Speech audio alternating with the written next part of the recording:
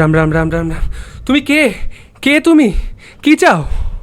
আমি তোমাদের জগতের কেউ নই। আমি একজন অশরীরী আত্মা। তুমি এখানে কেন এসেছো?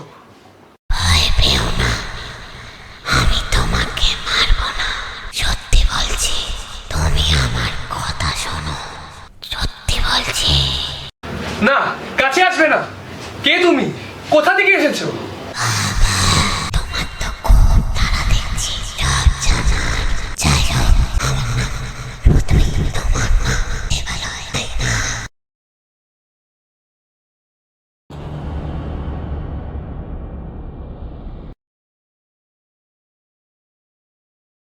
তোমাদের তো সেই একই সাজুনি।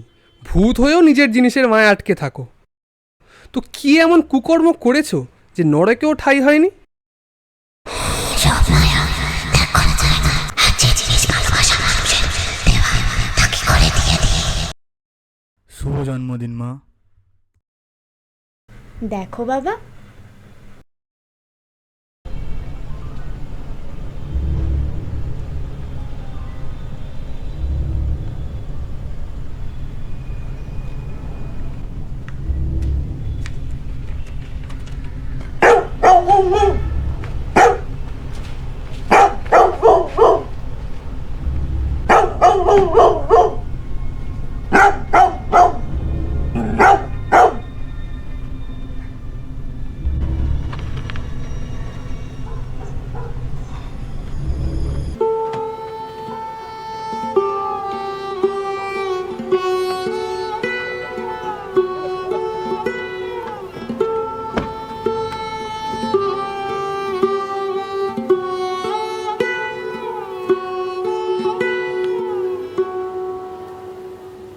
আচ্ছা, তারপর?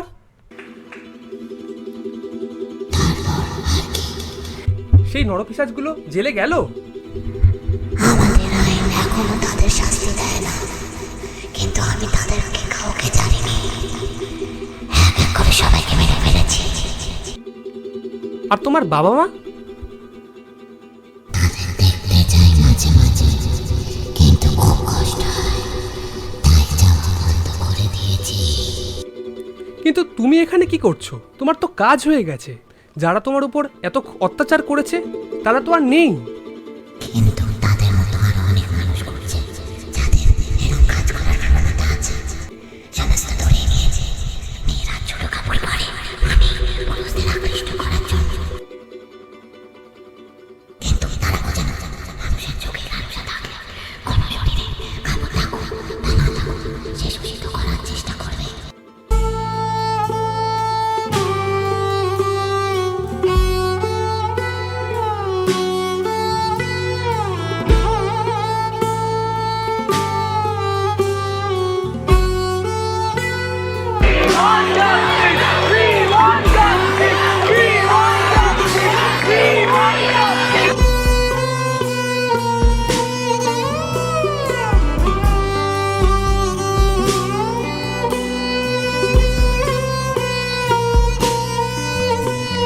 আমাদের আশেপাশে এমন কিছু ঘটনা ঘটে চলেছে যা আমরা দেখেও না দেখার ভান করে থাকি, তার বিরুদ্ধে কোনো আওয়াজও তুলি না।